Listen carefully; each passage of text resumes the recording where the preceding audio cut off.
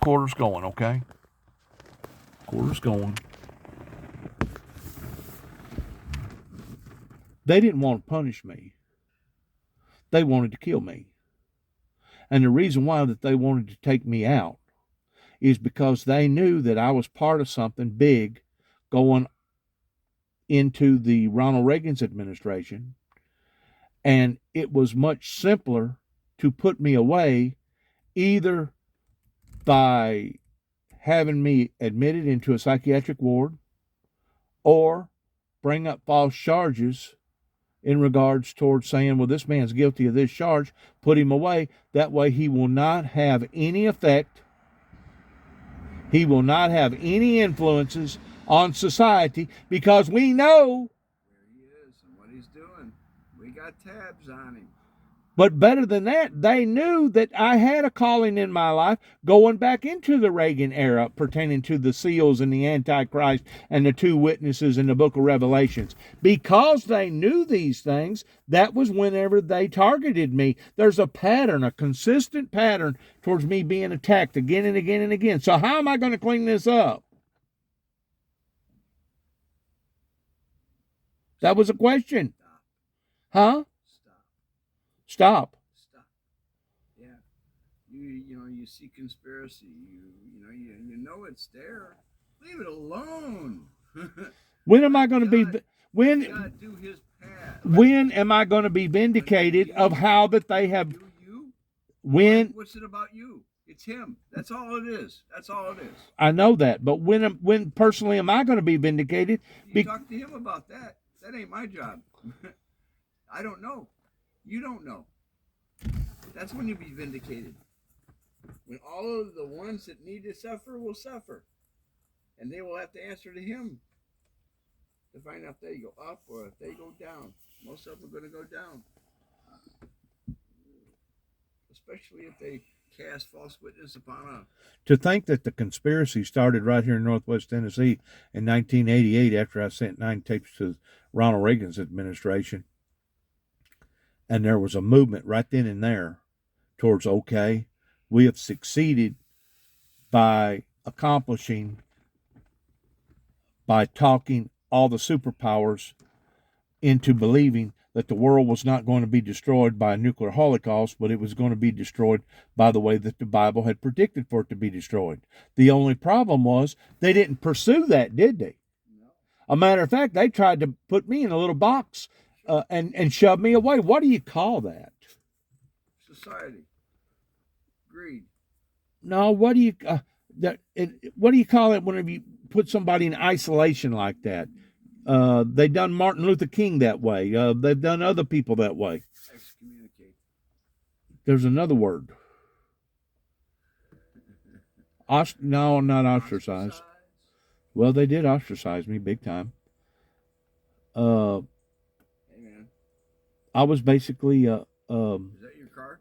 An outcast. Is that your car making that noise? I was basically an outcast. You know what an outcast is? Yeah. What is an outcast? That's a one guy that the whole village throws out and does not allow back in. Period.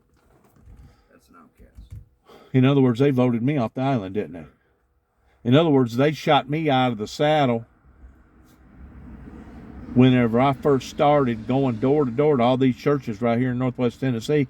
They shot me out of the saddle, not once, not twice, but several times, because they was determined I was going to shut up, I was going to lay down, I was going to put this nonsense away that they call nonsense, because they did not want.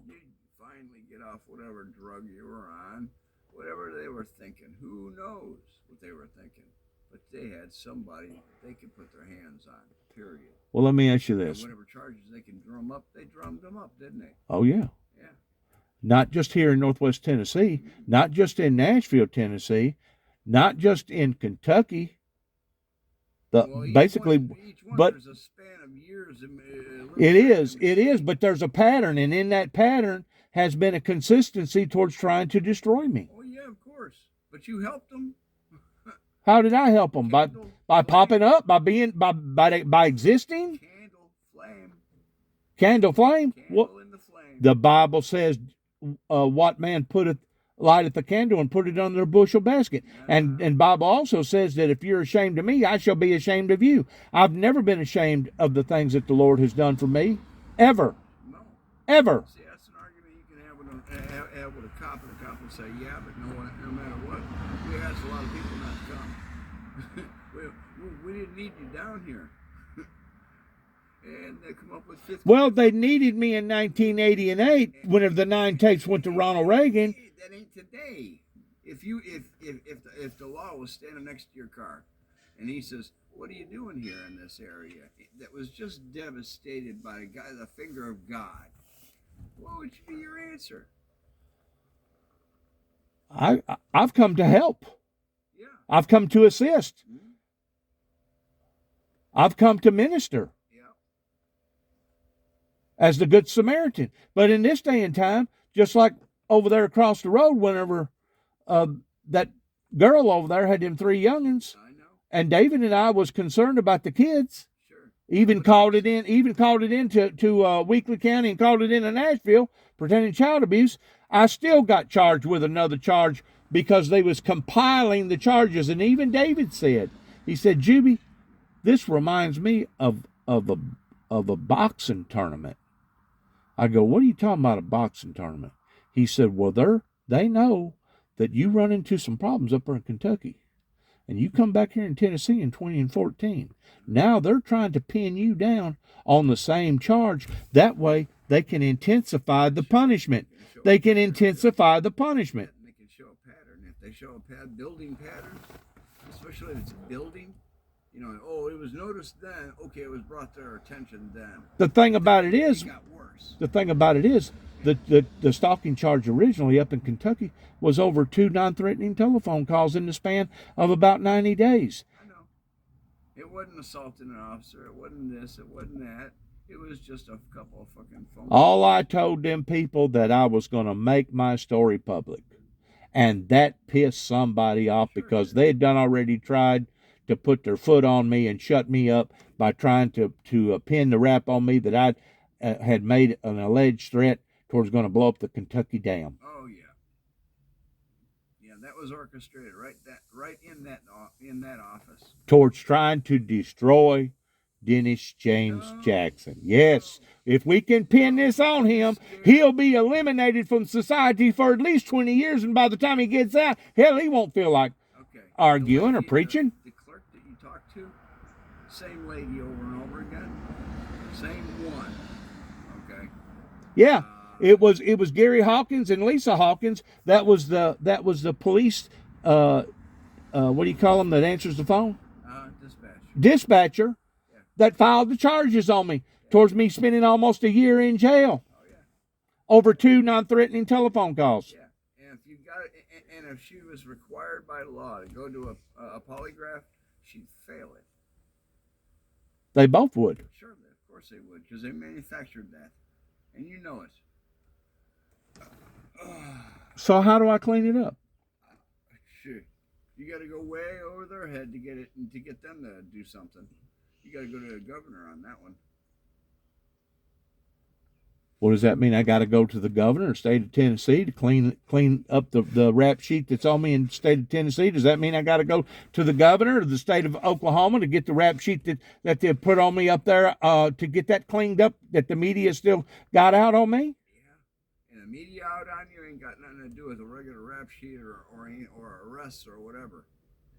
That's something totally different. You have to. That's a mountain of time that you're just going to waste because they don't have to do a damn thing. What do they call that whenever you have a charge and it gets expunged? Yeah, it's expungement. Okay. Well, if it gets expunged, then it's taken off your record. Then it's taken off your record. But will the material during the time of the false charges, is that still going to be out there? Oh yeah, it'll be out there forever. Whatever's on the internet right now. Right. Even if you had it expunged tomorrow. So if a total stranger. 10 years from now, if they punch your name in, still come up. So if a total stranger find out my name and look me up. Sure. They would be more subjective of thinking that I was a monster or a bad guy, more so than I was a minister towards issuing out my message pertaining to the apocalyptic end time message. They would get your. They would have the complete, total wrong image about me. So once more, is that not proof of character assassination? Of course, but it depends on who put it out and how it was and how it was put out. Well, did not Donald Trump tell the whole world about all this fake news and how these reporters want to blow up something kind of like the Kentucky New Era that had 6 columns in their newspaper? Was that not a way to sell papers? Sure, it was to sell papers. What do they call that whenever you get a big crowd to listen to you? Like a TV station. The ratings. So newspapers work the same way as digital media? I want to tell you right now, if you want to get anything done, you go to a marketing company, they'll tell you everything that they need. And if you need to talk for 15 minutes, that's all you got to do is talk for 15 minutes and spit out whatever you got to spit out, and they'll do the rest. Well, I've done that in intervals by putting out all this material I put out on either Facebook or YouTube platforms. But see, you don't have a market. You don't have the marketing tools that most of the marketers have. See, What, you got to be licensed or something? Got to be stamped by the United States government or something? No, I mean, they know what sites to send that link to over and over again, and they'll do that on a day-to-day basis. And they send it out, and now you go from what do you call these people? 10,000 hits to now 100,000 hits. What do you call these people that'll do this for you, and how much do they charge? Marketing. That's all. So kind of like commercials. Yeah, pretty much. I mean, that's what a website is. Every website is a small commercial. Well, I can get a website done for a little bit of nothing. Oh yeah. Go to Wix. Wix.com. WinkyLinks? W-I. That WinkyLinks guy, he needs to go to jail. Wix.com. And it has templates on there of mock portfolio profiles. Yeah. Of different businesses versus personal. And you can have either or, and each one is set up at the very end for payment if you want. I got you. Or you can just find an independent individual that'll make one for you that way. Or willing to set one up for you. Willing to set one up. After you get one set up, do you gotta pay a certain amount of money just to keep it out there? No. So basically, you just got to pay setup fee. You just got to pay a small setup fee, a creative setup fee, a creation fee. Yeah, I think it's like $25. Yeah, but once you got that, your name, org.org, and so forth and so on. Right. It's all done. Love is grand. Now see, this is where she goes wrong. Now, while her car is not even finished or fixed.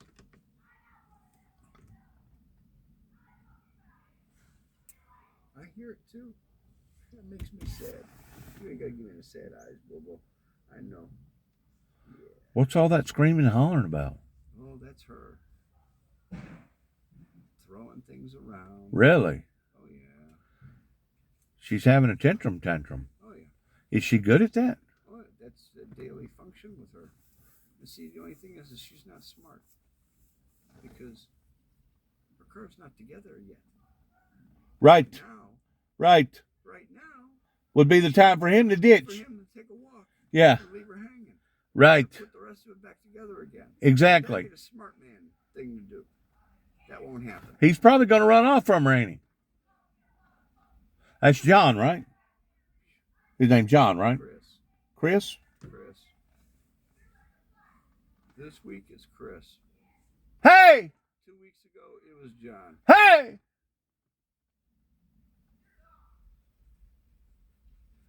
What's all that hollering about?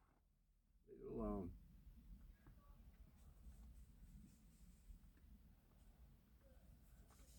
Don't get involved. Don't. Ain't worth it, is it? It ain't. They're adults. Let them do whatever they want to do. They ain't got children involved. And David and I never would have got involved with those people across the road if they didn't have children. In other words, if they was both grown-ups and they wanted to get over there and beat one another to death, and every so often she'd call the ambulance. The ambulance come out there. What happened to you, ma'am? Well, I fell. Yeah. You fell all right after he got through whipping your you-know-what and wound up cracking a couple of your ribs, and you thought you was going to die because of it. It was a love-hate thing, man. It was just up and down, back and forth. And it's got to be drug-related, meth or something that caused people to go crazy like that. It is. Seen him get up on top of his automobile and jump up and down, me and David did, like an ape. Yeah. Took $1,000 phone and throwed it against the wall, busted it in 1,000 pieces. Oh, yeah. Yeah, they do stupid shit like that. And then they wonder why they ain't got no money for anything. Because immediately they're going to have to go out and get a new phone. Gotta have to have that new phone. Or they'll take their fist and bust out a windshield or something. Sure. They create problems. They cannot control their emotions, can they? No. Perfect example. That truck. They had a load of metal. Good. I mean a good sized load of metal. Took it to that Milan? that big Dave's. Yeah, Milan. There. Yeah. And they went in, they got paid, they got cash, come out, okay, he's divvying it up, and shit, it wasn't enough. So him and her is arguing all the way out to the car, Right. to the place. Right. They get out to the car, and she smacks his head into the windshield from the inside out. So that's why that windshield's cracked. Yeah. And then she turns around after the police are called because somebody seen her do that. Right. Somebody inside called. Right. They seen a disturbance. They seen And that's what you're supposed to do whenever you see a disturbance. Yeah. Was going to become a problem. Sure. So they called, and about that 2 seconds later, here's the cops. Hey. They wouldn't let them take the car. Sheila had to come and get the truck. Oh my Big God. inconvenience, big headache, hassle, all that crap. Kathy called 14 races Sunday. It was a big mess. Was he bleeding? No, not really. He wasn't even there. You know, it was all him. He did everything. He did this. He did that. And then I called the place. But they wouldn't let neither one of them drive the truck back here to the. Because they figured they were both out of their fucking minds, and they didn't need to get behind the wheel. Because they'd be, you know, they didn't. A road hazard. They didn't want them A road hazard. each other down on the highway. A road hazard. Oh yeah, they didn't want them driving each other down on the highway. I don't know. It's sad, ain't it? Hmm? The condition that I'm gonna say, if you had to put a percentage on it pertaining to the Americans that's in that same situation right there, would you say it would be at least 10% in America? More than that. Do you think so? Yeah, yeah. There's guys, you know, like situations like mine. You know, like they got screwed, but they got no other options.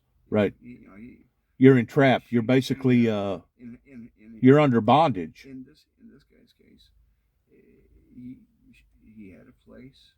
She wanted him over here more. He lost that place. Okay. Now she got control of him one way or the other. He got no place to walk to. And there's one place he was staying with his sister. And it's way out there in fucking, what is it, Covington or something like that. But you have to admit, 98% of those cases, regardless whether it's 10%, 15%, or 25%, are basically self-inflicting. Oh yeah. Oh yeah. Out of stupidity. Self-medicating and self-inflicting. Yeah, self-inflicting. I mean, it's all shit that can't be prevented.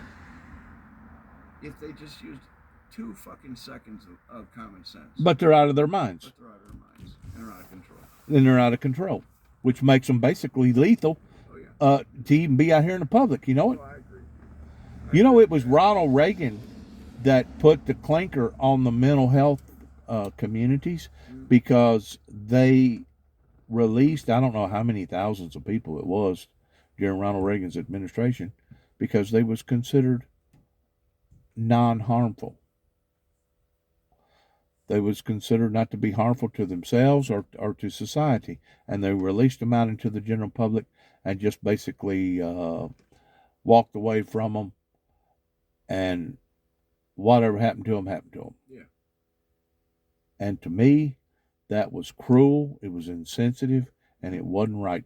Oh, I agree 100%. You sent people that were so scared, that were defenseless. I mean, because, yeah, some of them, that one's real docile. All he does is stand around all day and just go like this. Right. Okay. What do you think he's going to do in the real world? Exactly. Or worse. Exactly. I mean, you might as well just put put a little lipstick mark on. Well, I hate to say this, but ever since that deal happened to me in Kenton, Tennessee in 1983, yeah, whenever they tried to pin me towards being psychologically, emotionally, chemically imbalanced, simply because I went to Kenton, Tennessee, Don Curry was working as a deputy that day, and because I wanted help, because I put out a SOS flag, please help me, because my father had just got through attacking me the night before, and I just got through having a complete blood transfusion. I just got through losing a spleen. I just got through having 64 staples up and down my belly, and the type of response that I got from Kenton, Tennessee was, "Well, we think there's something wrong with you, Juby. You keep talking about God. You keep talking about the devil. You keep talking about the Antichrist. You keep talking about these miracles, these two hands that come out of heaven. We think something wrong with you, Juby." Okay, let's say there was something wrong with me. Let's say there was. Let's just use this as a hypothetical thing here. Let's say there was something wrong with me. Did that give my father the right to attack me while 64 staples was holding both of my pieces of skin together? Did that give him the right to attack me? Because it'd be different if I was inflicting pain, or if I had a knife or a gun. In other words, if I was trying to inflict pain or harm, it'd be different. Right. That'd be self-defense. But see, I didn't do none of the above. A matter of fact, he kept on and on and on till it almost drove my mother into a nervous breakdown. And, of course, whenever I was attacked, I went down to a mental institution for about 60 days or 90 days or 30 days, however long it was. And once I stayed down there and I answered all their questions, they let me go. They decided, well, he ain't talking about harming nobody. He ain't talking about harming himself. Right. He's got a strong belief in his religion. But other than that, we're going to let him go. Well, that was in 1983. 5 years later, 1989, I'm passing out material. Done already been to Washington, D.C. on my second get-up.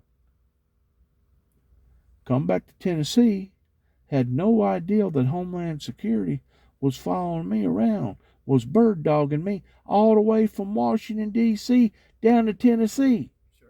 Watching me every day get out here and pass material out to car after car, house after house, church after church. They had to find out what kind of fanatic you were. So that's how they got me labeled. That's how they find out how much of fanatics. They stalk them out. They wait them out. They watch their behaviors. They go through the whole. So because I'm passionate about what had occurred to me in the past and what I believe is going to happen to me in the future, because I'm passionate about that makes me a fanatic.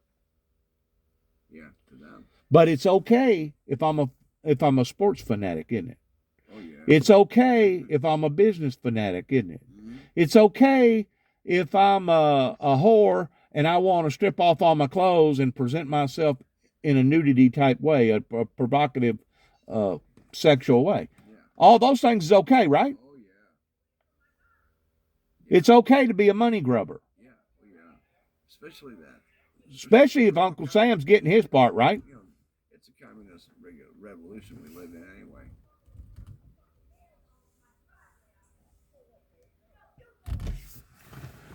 But it's not okay to be religious. No, hell no. Especially if you're overly religious. Now, if you just want to talk about God every now and then and maybe wear a necklace that's got a cross on it, oh, that's okay. That's acceptable. But all this talk about the Antichrist, the opening of the seals, the two witnesses, all this stuff about one world government and the new world order, dude, you're crazy. And we're gonna see to it that you get some sort of help. We're gonna put you in a mental institution. Do you know how many times that I've been looked at by so-called professional doctors, and every time they look at me, regardless whether it's for 30 days, 60 days, 90 days, or whatever, however long it takes, every one of them says, he's fine. Let him go. He's fine. Let him go. He's fine. Let him go. So it really irritates certain government officials, regardless whether it's county, state, or federal, because they still haven't put me away. So if we can't get rid of him one way, they're able to put you away, but it's just a blemish in your record. Hey, if we can't get rid of him one way, let's try to get rid of him in another way. Yeah. Maybe we can put all these false charges on him, and maybe he'll be a gullible dumbass, and maybe he'll own up to all of them. Did you kill your brother? Did you kill your brother, Juby? See, that was the whole thing.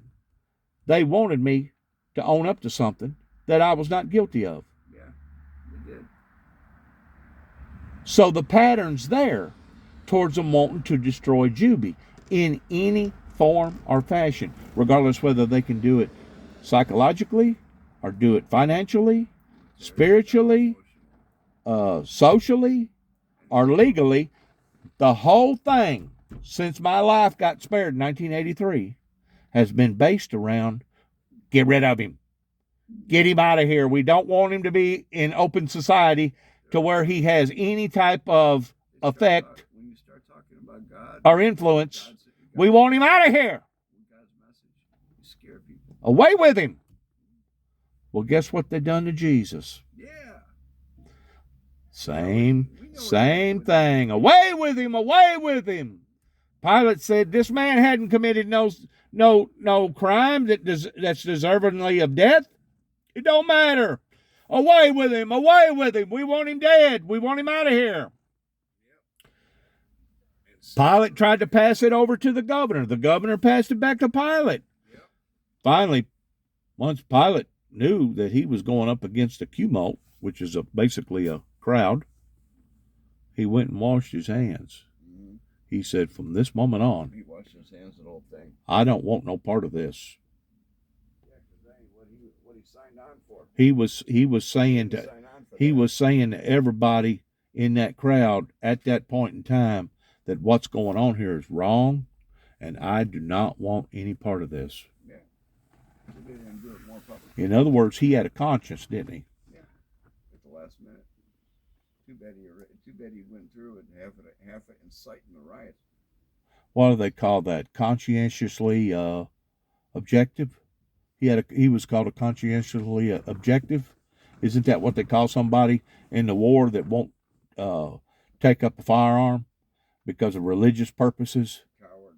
No, they're not called a coward. Not at first. They're labeled as being a conscientious objective. In other words, they got a moral, or they got a belief that they're not willing to pick up, to go under, to let them abuse. And see, that's the whole thing. If you're truly passionate about your belief, you're not supposed to give in to it, regardless of what they may throw your way. Exactly. Look what they done to various people in the Bible, man. I mean, who did they throw in the lion's den? You remember? David. Was it David? Why did they throw David in the lion's den? He was Christian. Huh? He was Christian. Why did they throw Meshach and Abednego and that other brother in the firing furnace? Who knows? Maybe they thought he was a witch. No, they throwed him in there because he wouldn't bow to the king. Ah, He wouldn't kiss his ring. ah, Yeah, they throwed all three of them in the furnace, and according to the Bible, stoked the furnace with them. to where stoked it with 10 times more wood and made it like 7 or 8, 10 times hotter. Mm. And as they was throwing the three men into the furnace, according to the Bible, the men that was throwing them into the furnace died. Good. Died. Good. But guess what happened to Meshach and Abednego and the other brother? Nothing. Nothing? Nothing. That's good. A matter of fact, when the king looked in there, he seen 4 people instead of 3. And whenever they come out of the furnace, Yeah. they didn't even have no residue on them that even smelt like, according to the Bible, Like you were burned. that they was ever even close to a fire. So you can't tell me that being compassionate with your belief will pay off one way or one day if you're compassionate enough about that belief. And if you get to looking at what they was trying to do to Jesus, they was trying to break him down, wasn't it? Sure. They wanted to punish him and break him down. That way he would no longer confess towards saying that he was who that he said that he was. Right. They wanted to wear him down. Wanted to wear him down. Yeah. What's that called? Psychological warfare or something? Yeah. But they was doing it in a physical form. Sure. Well, they done the exact same thing to the individual that you're talking to right now. Oh, I know. They tried to wear me down. I know. And Don was pushing your buttons too. You still I maintain my composure. Yep. All right, man. Go to your post office before it closes. What time do they close? Do you know? All right. Good talking to you. Yep. Out of trouble. Yeah, you too.